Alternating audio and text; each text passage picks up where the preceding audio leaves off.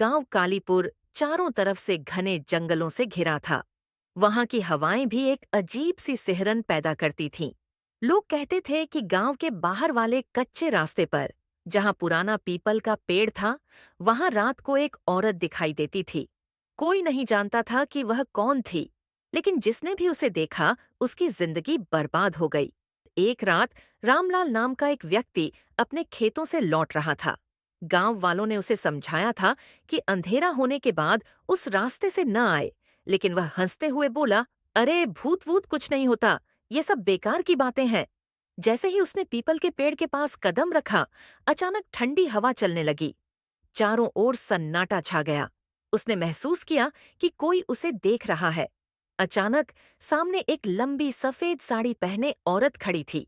उसके लंबे बिखरे हुए बाल हवा में उड़ रहे थे और उसकी आंखें कोयले की तरह जल रही थीं। रामलाल के पैर कांपने लगे। कौन हो तुम?" उसने डरते हुए पूछा। वह औरत मुस्कुराई, लेकिन उसकी मुस्कान में भयानक डर था। वह धीरे धीरे उसकी ओर बढ़ी। अचानक रामलाल की चीखें रात के अंधेरे में गूंज उठीं और फिर सन्नाटा छा गया। अगले दिन गांव वालों को रामलाल की लाश पीपल के पेड़ के नीचे पड़ी मिली। उसका चेहरा डर से सफेद पड़ चुका था और आंखें फटी रह गई थीं। इस घटना के बाद गांव में खौफ छा गया। कोई भी रात को उस रास्ते से गुजरने की हिम्मत नहीं करता था। हर कोई यही सोच रहा था कि वह औरत कौन थी और क्यों लोगों को मार रही थी। कुछ बूढ़े लोगों ने बताया कि सालों पहले गांव में सुमित्रा नाम की एक औरत रहती थी। वह बहुत सुंदर थी, लेकिन गांव के जमींदार ने उसके साथ बुरा किया और उसे मारकर पीपल के पेड़ के पास गाड़ दिया। कहते हैं उसकी आत्मा बदला लेने के लिए भटक रही थी। गांव के एक नौजवान विनोद को इन बातों पर यकीन नहीं था। वह बहादुर था और भूत प्रेत की कहानियों को अंधविश्वास मानता था। उसने ठान लिया कि वह खुद जाकर इस रहस्य का पर्दाफाश करेगा।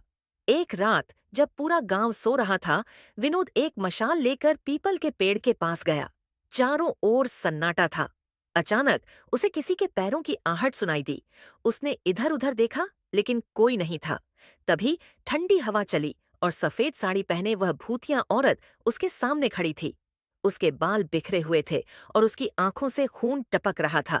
विनोद के हाथ पैर सुन्न हो गए।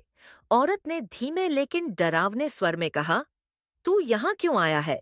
विनोद कांपते हुए बोला, मैं जानना चाहता हूँ कि तुम कौन हो और गांव के लोगों को क्यों मार रही हो। उस औरत की आंखों में दर्द झलक आया। उसने कहा, मैं बदला लेने आई हूँ। मुझे इस गांव के जमींदार ने मारा था। जब तक उसका परिवार खत्म नहीं होगा, मैं चैन से नहीं रहूंगी। विनोद समझ गया कि आत्मा का बदला पूरा करना ही एकमात्र उपाय है। उसने गांव के बुजुर्गों को यह बात बताई। गांव के कुछ साहसी लोग जमींदार के आखिरी वंशज को लेकर उस पीपल के पेड़ के पास गए। जैसे ही वह वहां पहुंचा, हवा तेज हो गई और फिर वही औरत प्रकट हुई।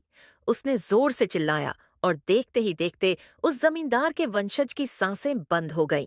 इसके बाद वह औरत मुस्कुराई और धीरे धीरे धुएं में बदलकर गायब हो गई।